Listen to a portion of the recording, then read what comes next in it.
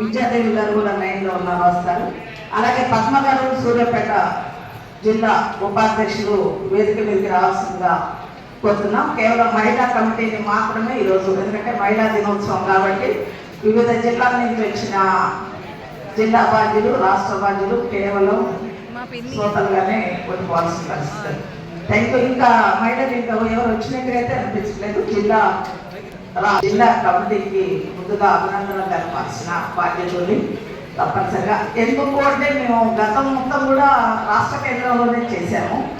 ఎందుకంటే రిటైర్డ్ అయిన పర్సన్స్ మహిళలు మనం చేయాల్సిన కార్యక్రమాలు చాలా ఉన్నాయి, రేపు జరపాల్సిన ఉద్యమాలు చాలా ఉన్నాయి. వాటన్నిటిని దృష్టిలో పెట్టుకొని ప్రతి సంవత్సరం ఒక్కొక్క జిల్లా కేంద్రంలో చేస్తే బాగుంటుంది అనే అంశం దృష్టిలో తీసుకున్నప్పుడు ఏదైనా సమీకరణ కూడా ఆలోచన చేయకుండా ముందుకు వచ్చారు. దానికి వారికి మరొకసారి మహిళా వీధి తరఫున కూడా వారికి ఉద్యమాలను చెప్తున్నాము. సో ఈరోజు వేదికని మనకు ఎవరైతే గురువుగా ఉండి ఉపాధ్యాయ వృత్తిలో గురువుగా ఉండి మహిళా విందుని ఒక 4 దశాబ్దాల కాలంగా మనందరికీ గైడ్ చేసిన సంయుక్త మేడం గారు జాతీయ స్థాయిలో కూడా వారు జాతీయ నాయకుల వరకు ఎరిగి ఈరోజు కూడా మన టాప్రా కూడా సలహాలు సూచనలు ఇస్తూ మన ముందుకు నడుపుతున్న వారు వారికి. అలాగే శ్రామిక మహిళలు ఈరోజు ఉపాధ్యాయులు ఎంతమంది ఉన్నామో శ్రామికులుగా కూడా అంతమంది మహిళలు ఉన్నారు. శ్రామిక నాయకురాలు, శ్రామిక రాష్ట్ర కార్యదర్శి పద్మశ్రీ గారికి అన్నిటిని మించి ముందుగా ఉంటూ మన టాప్రా సంఘం 2008లో ఎస్టాబ్లిష్ అయిన దగ్గర నుంచి ఈ రోజు వరకు కూడా మన టాప్రాని అది సార్ ప్రశాంతి గారికి, అలాగే మహిళలు వారం రోజుల నుంచి వాళ్ళు ఇక్కడ డిప్యూటీ సెక్రటరీగా ఉన్న ఝాన్సీ మేడం గారు, చిట్టమ్మ గారు, రామలమ్మ గారు, వీళ్ళందరూ కూడా మేము ఎందులో తీసుకోము అని చెప్పేసి ఈ రోజు కూడా చూసుంటారు. అంటే సహాయం తీసుకుంటున్నప్పుడు కూడా మన కార్యక్రమాన్ని మనంగా కూడా ఎందుకు జరపకూడదు అనే పంతాల్లో ప్రతి ఒక్క కార్యక్రమంలో కూడా మహిళా నాయకులు కూడా యాక్టివ్గా ఉన్నారు. వారిలో ఉన్న నల్గొండ జిల్లా ఉపాధ్యక్షురాలు, రాష్ట్ర కమిటీ సభ్యురాలు వాణిశ్రీ గారికి, అలాగే సూర్యాపేట జిల్లా పద్మ గారికి, అందరికీ అన్నిటినీ మించి ఇంత ఓపికగా నిజంగా చెప్పాలంటే వాళ్ళు చాలా కూర్చుంటారు. వారు డయాస్ మీద కూడా రాదు, కానీ రాష్ట్ర వ్యాప్తంగా ధీటుగా సంఘాన్ని ఈరోజు రాష్ట్ర పెన్షనర్స్ అందరికి కూడా సంఖ్యాబలంగా ఎక్కడికక్కడ తను అన్ని జిల్లాల తిరుగుతూ కూడా కమిటీ వేస్తున్న సిద్ధరామ గారికి, అదే రకంగా కోఆర్డినేట్ చేసుకుంటూ ఈ కార్యక్రమానికి ముందుకు తీసుకెళ్తున్న ప్రతి జిల్లా కమిటీలో ఉన్న టోటల్ ఆఫీసర్స్కి, సభ్యులకి, ఇంతగా ఆదరైన మహిళా మనులందరికీ. మహిళలని ముందు నడిపించాలి అంటే మనం ఇప్పుడు కూడా పురుషులు లేరు అనుకోవద్దు. ఆనాటి నుంచి కూడా స్వాతంత్ర ఉద్యమం నుంచి మొదలుకుంటే కూడా ఉన్నారు. వారు సాధించి, వారు ముందుండి సాధించి, వారు పోరాటాలు చేసినవి అనేకంగా ఉన్నాయని మనందరూ కూడా తెలుసు. అలా ముందుకు నడిపించిన వారు వెనకనే కూర్చున్న ప్రతి ఒక్క సోదరులకి కూడా మన టాప్రా ఉమెన్ తరఫున ఉద్యమాభినందనలు తెలుపుతూ, అన్నిటిని మించి ఏ కార్యక్రమమైనా సక్సెస్ అవ్వాలి అంటే, నలుగురికి తెలియాలి అంటే అది ప్రచారం మంచిగానే చెడుగానే ప్రచారించాలి కనుక ప్రతి కార్యక్రమాన్ని ముందు తీసుకెళ్ళాలి అనే మీడియా మిత్రులకి, ఈ కార్యక్రమం సక్సెస్లో భాగంగా ప్రజానాట్య మండలి వారు, అలాగే బొడపూడి విజ్ఞాన కేంద్రం వారు అంత రకరకాలుగా కూడా పురుడు పోసుకొని ఒక మహిళా ఉద్యమం, మహిళా దినోత్సవం జరుపుకునే స్థాయికి రావడానికి దాదాపు 50 సంవత్సరాలు పట్టింది. 1908 అంటే 10 నుంచి చేసుకుంటాం. దాన్ని మన ఐక్యరాజ్య సమితి గుర్తించడానికి మరొక 50 సంవత్సరాలు పూర్తి స్థాయిలో సాధికారత సాధించామంటే ఇంకా సాధించాల్సింది. అన్ని రకాల వివక్షత అంటే కుటుంబం నుంచి మొదలుకుంటే ఇంకా అమ్మాయి వేరు అబ్బాయి వేరు వివక్షత నడుస్తూనే ఉంది. అలాగే చూస్తే వర్క్ ప్లేస్లో లింగ వివక్షత అన్నప్పుడు జెంట్స్ బయట తిరుగుతూ పనులు చేసిన, మహిళలు టేబుల్ పెట్టుకొని టేబుల్ కడ కూర్చొని చేసిన అక్కడ కూడా వివక్షత ఉంది. అలాగే సమానత సమాన వేతనం మనందరికీ తెలుసు. పురుషులకు కూలి రేట్లు వేరు, మహిళలకు కూలి రేట్లు వేరు. అలా ఆ రకంగా చూస్తే ఇంకా ఈ రోజు అన్ని కుల వివక్షత ఉంది, మత పేరట వివక్షత, అన్ని రకాల ఏదైతే వివక్షతని రూపుమాపుకోవడానికి మనలాంటి వాళ్ళు ఎంతమంది ముందు వచ్చి పోరాటాలు చేసినా ఇంకా తగిన స్థాయిలో కావాల్సింది ఇంకా మిగిలింది.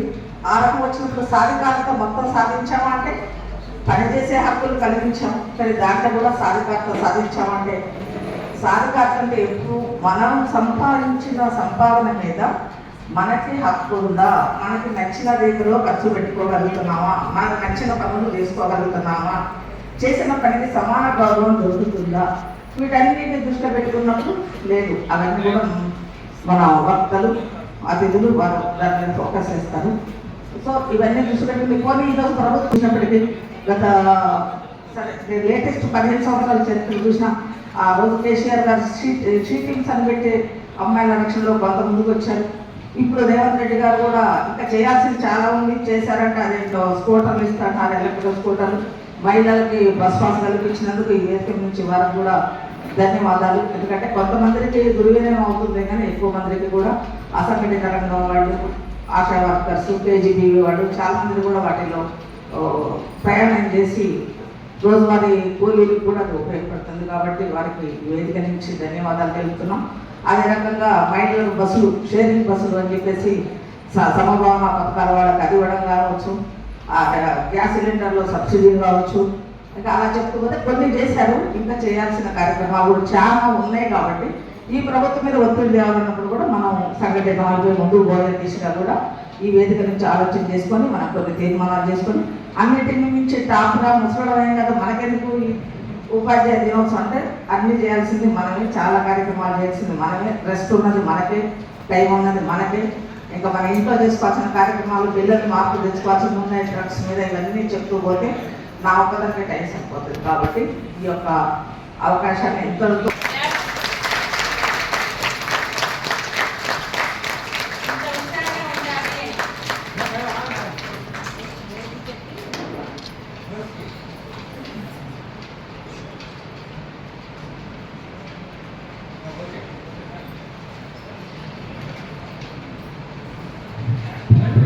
రాష్ట్ర డిప్యూటీ సెక్రటరీ గారు విద్యాదేవి గారు, ఆకుమీద విద్యాదేవి గారు వేదిక మీదకి రావాల్సిందిగా, డాక్టర్ విద్యాదేవి గారు వేదిక మీద రావాల్సిందిగా కోరుతున్నాం.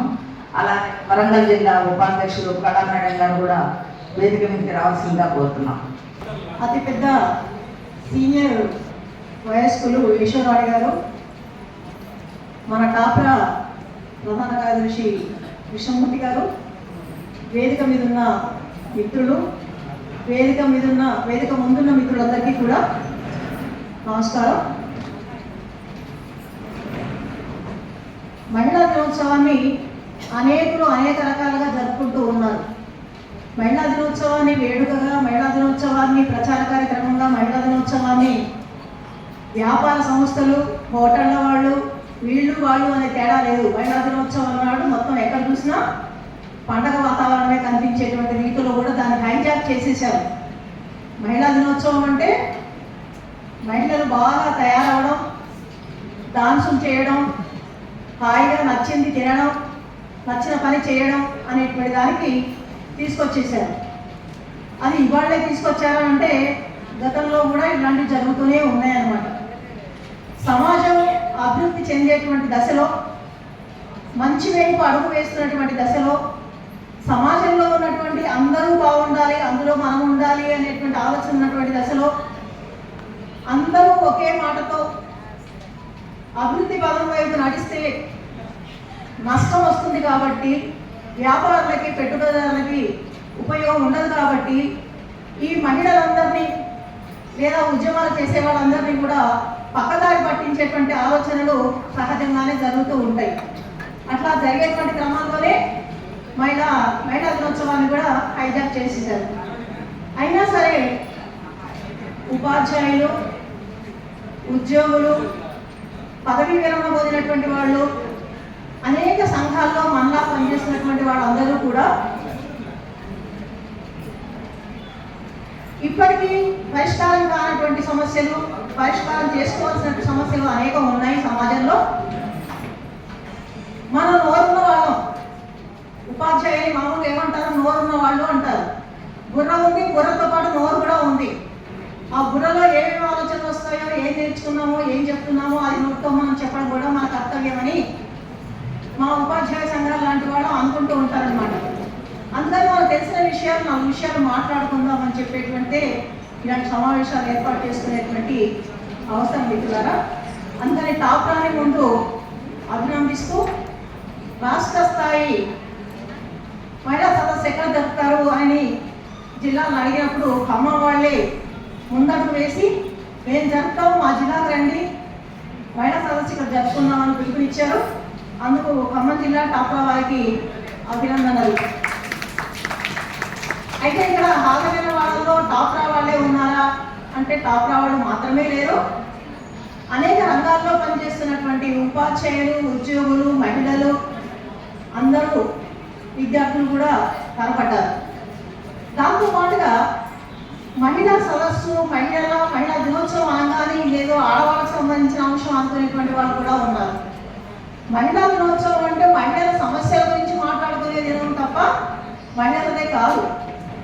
మరి మహిళలు ఎదుర్కొన్నటువంటి సమస్యలన్నీ ఎవరికి సంబంధించినవి? స్త్రీ పురుషులు ఇరువురికి సంబంధించినవి, సమాజానికి సంబంధించినవి.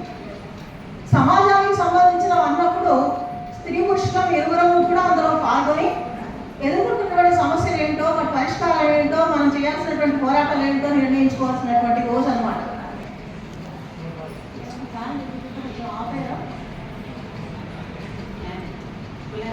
జరుపుకుంటున్నప్పటికీ 10 నుంచి జరుపుకుంటున్నప్పటికీ ఇందాక మిత్రురాలు చెప్పారు 1975లో మాత్రమే ఐక్యరాజ్య సమితి గుర్తించింది అని.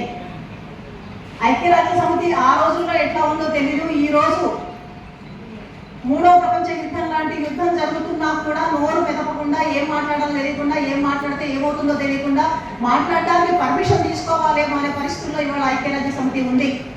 కాబట్టి ఐక్యరాజ్య సమితి గురించి మాట్లాడుకోవడం అనవసరం అన్నమాట.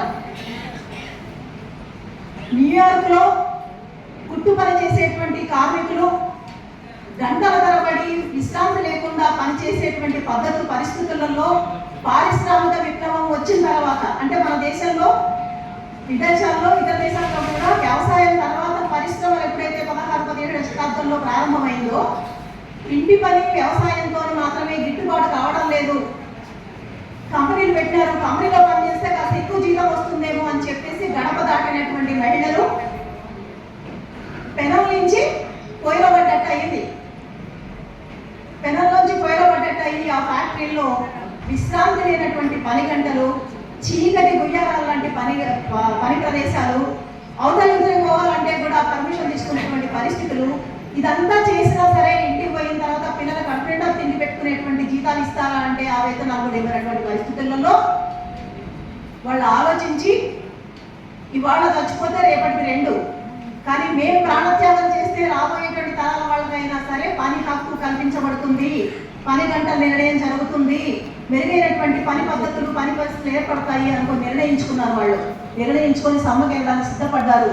కానీ సమ్మె చేయడానికి సిద్ధపడితే అనేక సందర్భాల్లో నోటీసులు ఇచ్చినా కూడా యాజమాన్యం ఉలకలేదు, పలకలేదు. తోటి కార్మికులు కూడా అవమానించారు, హేళన చేశారు. మీరు సమ్మె చేస్తారా? మేమే సమ్మె చేయడం సిద్ధపడడం లేదు, మేమే ధైర్యం చేయడం లేదు, మీరు సమ్మె చేస్తే వాడు మాట వింటాడా అని హేళన చేసినా కూడా వాళ్ళు సిద్ధపడి బయటకు వచ్చారు, రోడ్డు మీద కూర్చున్నారు. తుపాకీ గుళ్ళకు 140 మంది. మన తరఫున ఎవరైనా ఒక్కరు మాట్లాడితే బాగుండాలి, ఎందుకంటే మనం అందరం క్యూ కడతాం, కానీ ఆ ముందు నిలబడేది ఎవరు అనేది సమస్య. వాళ్ళే నాయకులు అవుతారు. అందరికీ ఉంటుంది మనలో ధైర్యం, కానీ ఎవరు ముందు రావాలి? పిల్లి వెళ్ళ గంట ఎవరు కట్టాలంటారు కదా, ఎవరు ముందు రావాలి? ముందు వచ్చారు కాబట్టి ఇవాళ 120-130 సంవత్సరాలు అయినప్పటికీ కూడా మనం న్యూయార్క్లో కుట్టు మిషన్లో వాళ్ళు త్యాగాలు చేసినటువంటి ఆ త్యాగం మీద ఇవాళ మహిళా దినోత్సవం ఏర్పడిందని మళ్ళీ గుర్తు చేసుకుంటున్నాం. అదేవిధంగా ఇంకా అప్పటికి రష్యాలో సోషలిజం విప్లవం రావడానికంటే ముందు జరుగుతున్నటువంటి పోరాటాలలో వాళ్ళు రెండవ ప్రపంచ యుద్ధం మొదటి ప్రపంచ యుద్ధం జరుగుతుందో పక్కన బ్రెడ్ అండ్ బటర్, పిల్లలకు తిండి పెట్టలేక ఇవాళ మనం చూస్తున్నాం కదా. అమెరికా, ఇజ్రాయెల్ కలిపి పశ్చిమాసియా మొత్తం మీద దున్నేస్తూ, కాల్ చేస్తూ, సర్వనాశనం చేస్తూ, బూడిద చేసేటువంటి ఆలోచన చేస్తూ ఉంటే ఏమవుతుందో, గత కొన్ని సంవత్సరాలుగా, కొన్ని దశాబ్దాలుగా పాలస్తీనాలో ఏం జరుగుతుందో చూస్తూ ఉంటే, యుద్ధం అంటూ ఎక్కడైనా జరిగే నష్టం ఎవరికి అంటే ప్రధానంగా బాధితులు పిల్లలు, మహిళలు. ఆ కుటుంబంలో ఉన్న పెద్దోళ్ళకో పిల్లలకో తిండి పెట్టాలి, వాళ్ళకి నీళ్లు పోయినా వాళ్ళని కాపాడుకోవాలి అని అంటే మళ్ళీ ఆ బాధపడేది మహిళలు. కాబట్టి బ్రెడ్ అండ్ బటర్ మాకు కావాలి.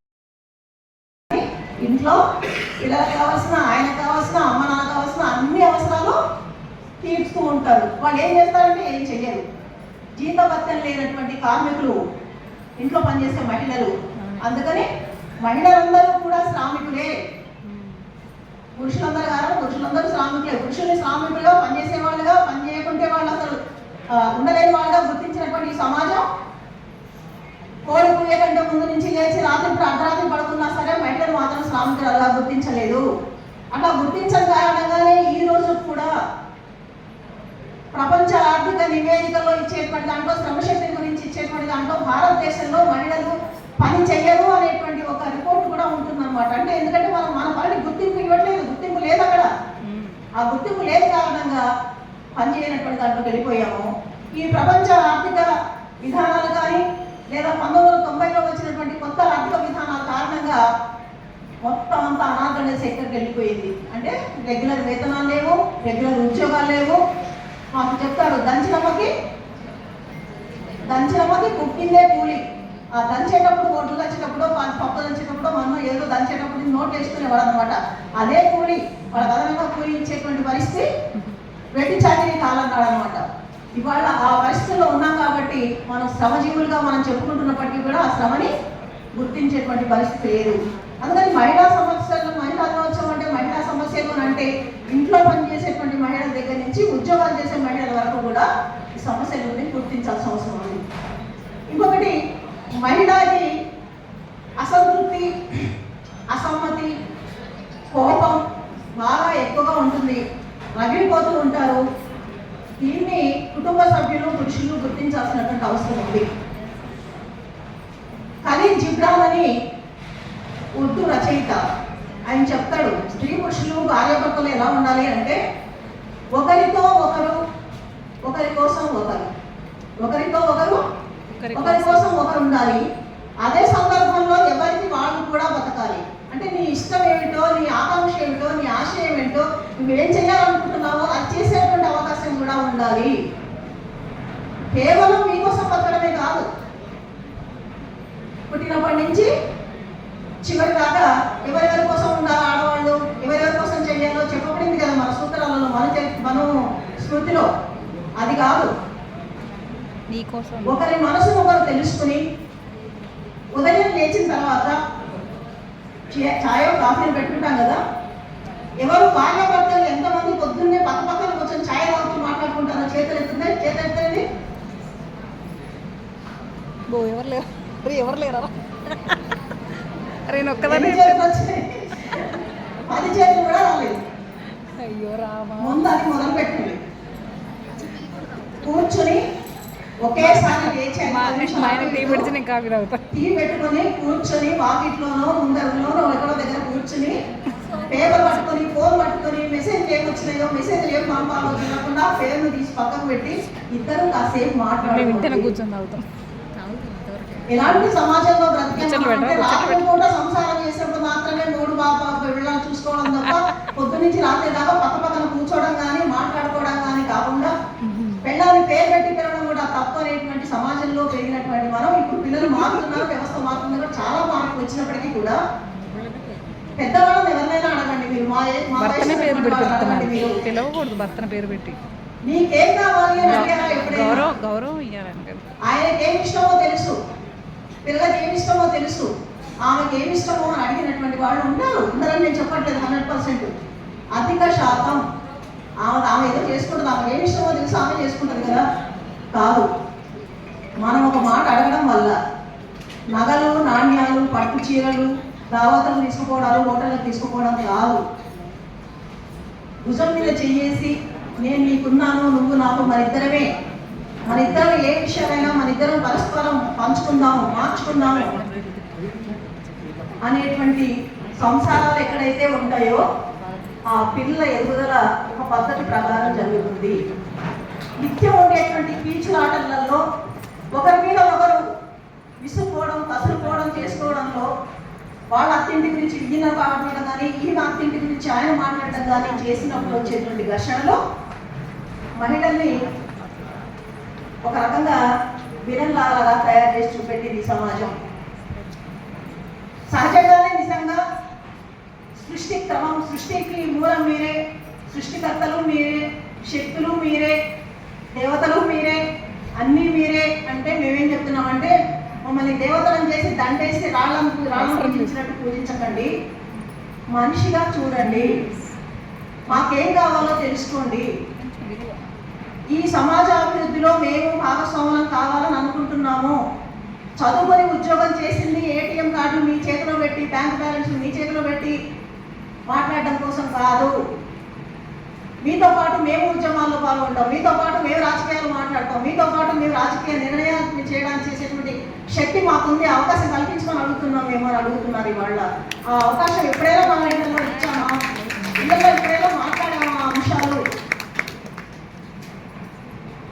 పిల్లలకి ఏది మనం కూర్చోబెట్టి నేర్పించమండి. ఇప్పుడు చెప్తున్నారు పిల్లలు, నిన్న ఉదాహరణ చెప్తాం మీకు.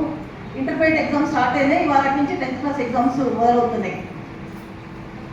పిల్లలు హాస్టళ్లలో చేరినటువంటి పిల్లలు ఆ ఒత్తిడిని తట్టుకోలేక తల్లిదండ్రులు చెప్తే కూడా లక్ష ఖర్చు పెట్టినాం కాబట్టి నువ్వు ఏమైనా సరే మంచి రిజల్ట్ తీసుకుని నువ్వు ఇంటికి రావాల్సిందే తప్ప లేకపోతే నీ మొహం చూపించుకో అనేటువంటి తల్లిదండ్రులుగా తయారైనటువంటి మనం. ఓ పిల్లవాడు ఇంటర్మీడియట్ పరీక్షకు వెళ్ళాడు, పేపర్ చూసి రాయలేకపోయినాడు. పిల్లగాడిని పరీక్ష పంపించి అమ్మ నాయన ఎక్కడ ఉండాలి, పరీక్ష సెంటర్ దగ్గర ఉండాలి, ఎట్లా రాసినా పర్వాలేదు బిడ్డ మళ్ళా దోదుగానే వచ్చే సంవత్సరం అని చెప్పి తీసుకురావాలని తల్లిదండ్రి యాదగిరిగుట్ట పోయినారట దేవుడి దర్శనానికి. కొడుకు బాగా పాస్ అయ్యేటట్టు దేవుడు దండం పెట్టి మార్కులు వచ్చేస్తాయి. ఆ పిల్లగాడు ఇంటికి వచ్చిండు, పరీక్ష బాగా రాయలేదని స్నానం కూరేసుకుని చచ్చిపోయాడు. ఎందుకు పిల్లలు ఆత్మహత్య చేసుకుంటున్నారు అంటే అమ్మ చెప్పిన మాట వినరు. ఎందుకంటే అమ్మకు చెప్పడం రాదు. ఎందుకు అమ్మకు చెప్పడం రాదు అని అంటే చాలా విషయాలు ఇంట్లో ఏమి చర్చించారు కాబట్టి రిజల్ట్ మాత్రమే ఫైనల్, బతుకు అదొక్కడే దారి, ఇంకేం లేదు అనేటువంటి దాంట్లో చేస్తున్నారు కాబట్టి ఇది సరి అయినటువంటి కాదు మిత్రులారా. మన సమయాన్ని మన కుటుంబంతో భర్త భార్యల సంబంధాలు ఎంత బాగా ఉంటాయో, మనుషులు మన ఇద్దరం అనేటువంటి అవగాహనతో ఉంటారో, పిల్లల్ని ఆ పద్ధతుల్లో పెంచుతారో అప్పుడు సమాజం పట్ల మన బాధ్యత ఏమిటో మనకు అర్థమవుతుంది. ఆ అర్థమయ్యేటువంటి రీతిలో మనం చేసుకోకపోతే ఈ రకరకాలైనటువంటివి వచ్చేస్తే ఈ మధ్యకాలంలో ఉన్నాము. ఇంకా వచ్చి మన ఇంటి ముంగిట్లో ఉంది. ఈ టైంలో ఒక ఐటీ సెక్టార్లో ఒక అఫీషియల్, ఒక టీమ్ మేనేజర్ ఒక టీమ్ మెంబర్ని అడిగాడు. కానీ ఈ మ్యాచ్ ఎప్పుడైనా విన్నారా మీరు? వినలేదు. కాబట్టి అంటే ఇంకా ఏవైతే మనం ప్రయోజనాల కోసం అడుగుతున్నామో, సమాన వేతనాల కోసం, గౌరవప్రదమైన జీవితం కోసం ఇంకా మన దేశంలో రాలేదు. రాబోయే రోజుల్లో ఇంకా దిగజారిపోతే అది ఇంకొక సెక్షన్ మాట్లాడుకుందాం. అలాగే ప్రసూతి సెలవు ఇందాక చెప్పాను. రష్యాలో ప్రసూతి సెలవు ఎందుకు పెట్టారండి? మహిళలకు రీప్రొడక్టివ్ రెస్పాన్సిబిలిటీ వాళ్ళకుంది. అవునా? వాళ్ళకున్న ప్రత్యేకమైన బాధ్యత, ఒక ప్రత్యేకమైన గౌరవం ఉంది. రీప్రొడక్షన్ అంటే ఏంటి? నెక్స్ట్ జనరేషన్ని మనం సృష్టిస్తున్నాం. అవునా? నెక్స్ట్ జనరేషన్ అంటే సమాజాన్ని సృష్టిస్తున్నాం మనం. అందువల్ల అటువంటి మహిళల ఆరోగ్యం బాగుండాలి కాబట్టి వాళ్ళకి ఇంట్లోనే ఉండి వాళ్ళకి అన్ని సదుపాయాలు ఉండాలి, వాళ్ళ ఆరోగ్యం చూడాలి. వాళ్ళ ఆరోగ్యం అంటే పుట్టబోయే పిల్లల ఆరోగ్యం కాబట్టి, మొత్తం సమాజం ఆరోగ్యం కాబట్టి వాళ్ళకి వేదనంగా ఉన్న చదివించాలనేది రష్యాలో వచ్చింది. దాని తర్వాత మనం ఇక్కడ రాజ్యాంగం రాసుకునేటప్పుడు ఆ చట్టాన్ని మనం తెచ్చుకున్నాం. మనలో చాలా మంది కూడా దాన్ని క్లెయిమ్ చేసుకుంటాం కదా. కానీ ఈ రోజున ప్రసూతి సెలవులు ఇంకా నేను చెప్పిన అవుట్ సోర్సింగ్ ఉద్యోగులందరికీ ముందు ప్రసూతి సెలవే లేదు స్టేట్ గవర్నమెంట్ ఎంప్లాయీస్లో. తర్వాత మనం ఫెడరేషన్ పెట్టి బాగా ఫైట్ చేసిన ముందు 3 నెలలు ఇచ్చారు, తర్వాత 4 నెలలు ఇచ్చారు. అది కూడా చాలా డిపార్ట్మెంట్స్లో ఇంకా ఇంప్లిమెంట్ కావట్లేదు. మీ దగ్గర తెలిసి మీ దగ్గర ఇంకా వాలంటీర్స్కి అవుతుందా? కాదు కదా. మీ దగ్గర హాస్టల్ వార్డెన్స్ అవుతుందా? కావట్లేదు కదా. మెటర్నిటీ లీవ్ అనేది వాళ్ళు ఎవరికి కూడా ఇంప్లిమెంట్ కావట్లేదు. ఇందాక మళ్ళీ ఇక్కడికి వస్తే ఐటీ సెక్టర్లో చూస్తే మన సిఐటి నాయకులకి సంబంధించిన ఫ్యామిలీ నుంచి ఒక అమ్మాయి రోజు ఫోన్ చేసింది నాకు.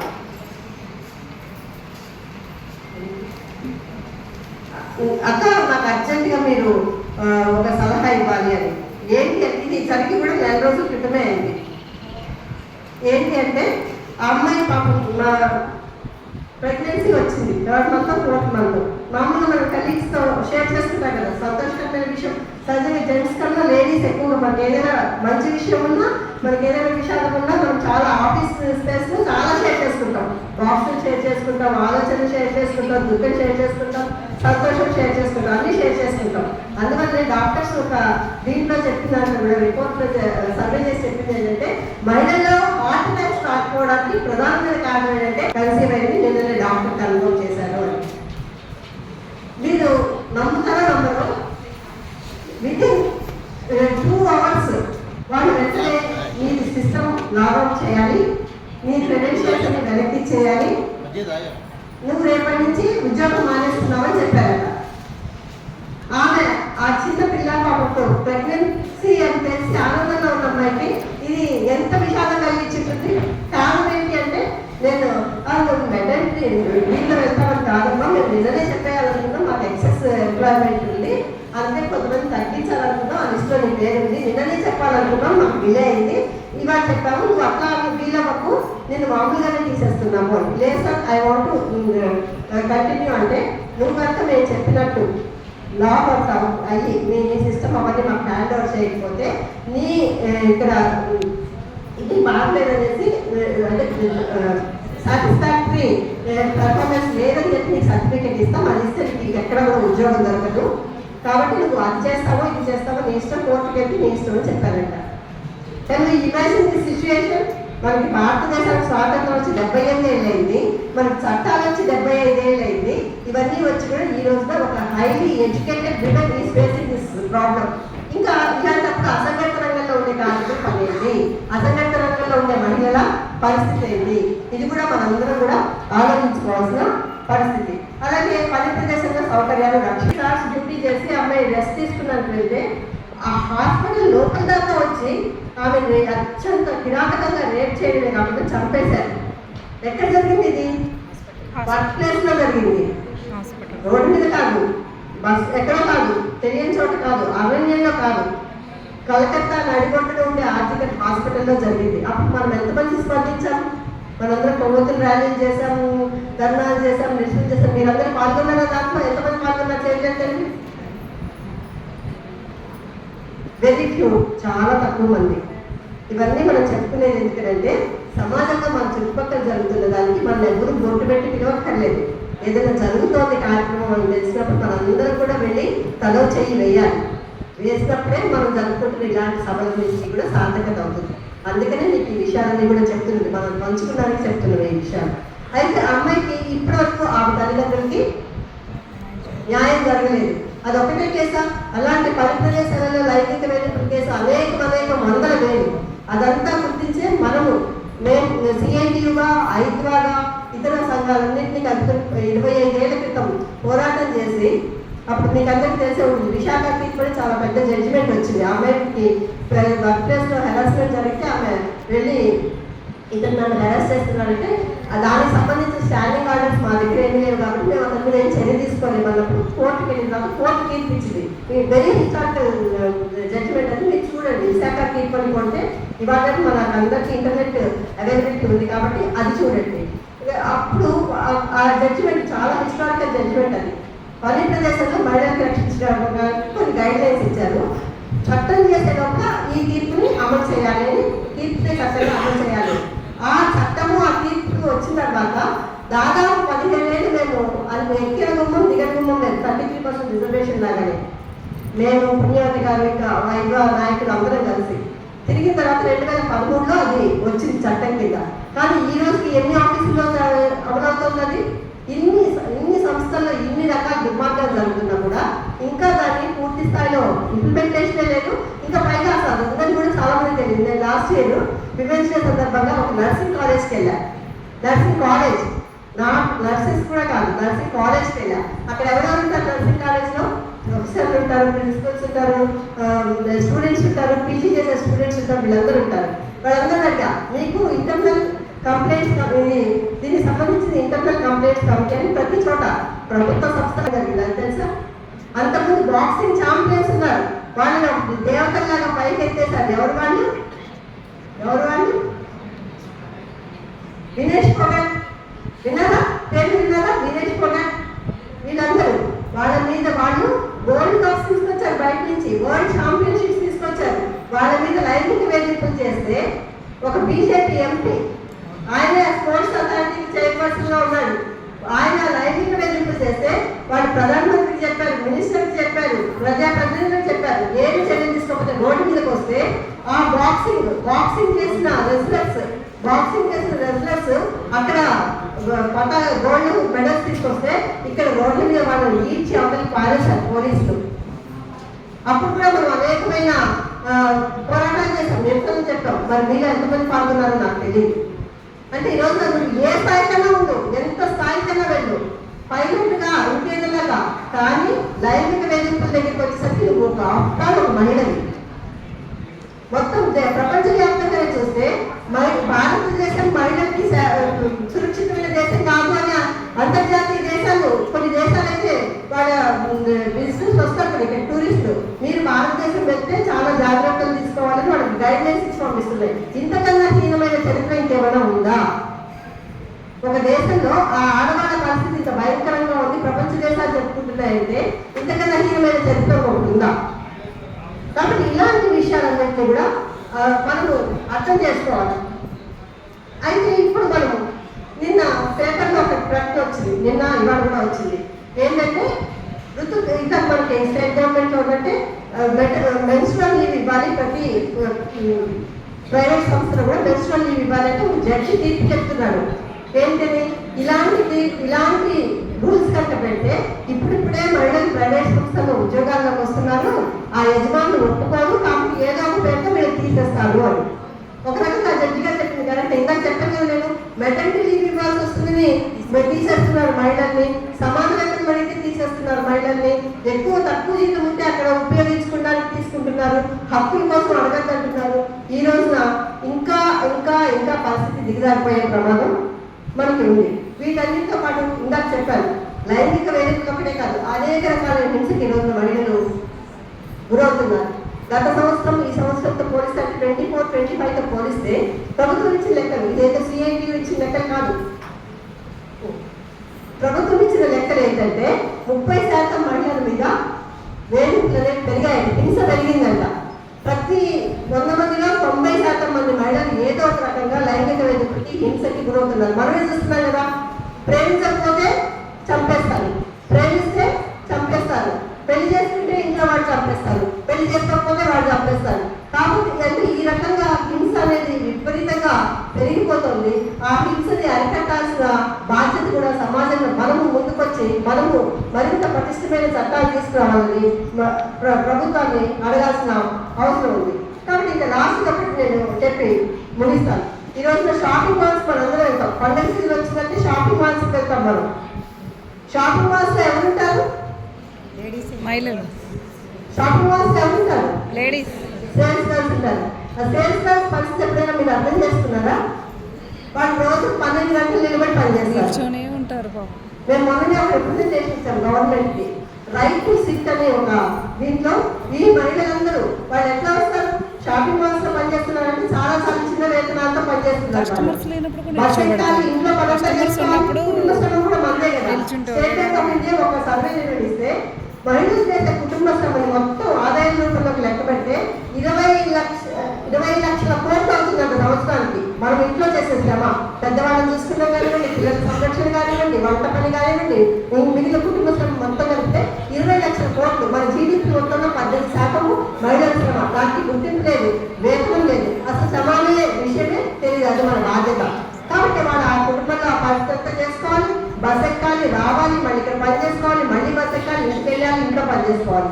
కాబట్టి ఈ రైట్ టు సిట్ అనేది కేరళలో, తమిళనాడులో అక్కడ వర్కర్స్ పోరాటం చేశారు, ఆ గవర్నమెంట్స్ ఇచ్చాయి. మన తెలంగాణ రాష్ట్రంలో కూడా రైట్ టు సిట్ అనే డిమాండ్ వస్తుంది. దాన్ని మనం గవర్నమెంట్ కూడా రిప్రజెంట్ చేశాము. నేను ఇక్కడ ఎందుకు చెప్తున్నానంటే రాబోయే రోజుల్లో సిఐటిలో కానీ ఐకాగా కానివ్వండి ఈ రైట్ టు సిట్ యాజిటేషన్ తీసుకోవాలని మేమందరం కూడా అనుకుంటున్నాం, సర్వే చేస్తున్నాం. దాంట్లో దయచేసి మీరందరూ కూడా బాగా మన సంఘీభావమే ఈ రోజున ఈ అంతర్జాతీయ మహిళా దినోత్సవం లాంటి వాటికి కూడా మాట్లాడుకోవాలి. మొన్న ఫిబ్రవరి 12వ సమ్మె చేశాం. మీలో చాలా మంది తెలుసు, సిఐటి చేసింది, వ్యవసాయ కార్మిక సంఘం చేసింది, రైతు సంఘం చేసింది. అయితే ఇది ఎందుకు చెప్తున్నానంటే మనందరం గ్రామీణ ప్రాంతాల నుంచి వచ్చింటాం. వ్యవసాయ రంగంలో మహిళల పాత్ర ఏంటంటే దాదాపు 64% మంది వర్క్ ఫోర్స్ లో వ్యవసాయ పేరుతో భూమి ఎంతమందిలో ఉందంటే కేవలం 13 నుంచి 14% మాత్రమే భూమి ఉంది. మొన్న మనం చేసాం ఎమ్మెల్యేగా గ్రామీణ ప్రాంతాలలో వ్యవసాయ కార్మిక మహిళలకి ఎంతో కొంత ఆఖరు 100 రోజుల పని, కనీసం 100 రోజులన్నా పని జరుగుతుందండి. దీంట్లో ఒంటరి మహిళలు వాళ్ళ మీదే ఆధారపడి బతికే కుటుంబాలు చాలా ఉన్నాయి. కానీ ఈ రోజు ఆ ఎమ్మెల్యేగా తీసేసి బీవీజీ రామ్జీ అనే చట్టాన్ని తీసుకొస్తున్నారు. అదే కనుక వస్తే రేపు మహిళలకి పని అనేది దొరకదు. అలాగే లక్షల మంది, కోట్ల మంది స్కీమ్ వర్కర్స్ మన చుట్టూతా ఉన్నారు. సమాజంలో అనేక బలహీనమైన ప్రజలకి వాళ్ళు సేవలు అందిస్తున్నారు. వాళ్ళకి ఈరోజు కార్మికులుగా కూడా గుర్తింపు లేదు. కనీసం ఈఎస్ఐ పిఎఫ్ కార్డు కనీస వేతనం లేదు. అసలు ఏమీ లేదు. ఇందాక మనం చెప్పుకున్నా ఏమీ లేవు. ప్రసూతి సెలవు కానీ కనీస వేతనాలు కానీ సమాన ఏమీ లేవు. కాబట్టి లక్షలాది మంది మహిళలు ఈరోజు ముందుకు వస్తున్నారు. ఇవంతా కూడా మేము సిఐటియుగా ఇప్పటిదాకా రాష్ట్ర వ్యాప్తంగా ఈ పోరాట స్ఫూర్తిని ముందుకు తీసుకెళ్లే విధంగా ఈ ఉద్యమాన్ని నడిపించాలని అంతర్జాతీయ మహిళా దినోత్సవాన్ని పిలిపించాము. మనము లాస్ట్ గా నేను చెప్పొచ్చేది ఏంటంటే, ఎప్పుడైనా సరే ఎక్కడైనా సరే మనకి సమాజంలో గౌరవంతో కూడిన జీవితం కావాలి, సమానతో కూడిన జీవితం కావాలి, మనిషిగా గుర్తించే జీవితం కావాలి. ఇవన్నీ ఎవరో మనకి భిక్షగా ఇస్తే రావు, మన పోరాటాల ద్వారానే వస్తాయి. అయితే పోరాటాలు మనం ఒక్కరికి చేయడమే కాదు. నేను చెప్పాను, ఫిబ్రవరి 12 సమ్మెలో కార్మికులతో పాటు వ్యవసాయ కార్మికులు వచ్చారు, రైతులు వచ్చారు, సామాన్య ప్రజలు వచ్చారు. ఈ రోజున ఇరాన్ యుద్ధం కారణం చూపించి గ్యాస్ బండ మీద రేట్లు పెంచుతున్నారు, పెట్రోల్ మీద రేట్లు పెంచుతున్నారు. రేపు మహిళల ఉనికికే ప్రమాదం ఏర్పడే విధంగా యుద్ధాలు ముందుకు వస్తున్నాయి. కాబట్టి వీటన్నింటిలో కూడా సమాజంలో జరిగే ప్రతి అంశంలో కూడా మహిళలుగా మనం ఈ ఒక్కరోజే ఆలోచించడం కాదు, నిత్యం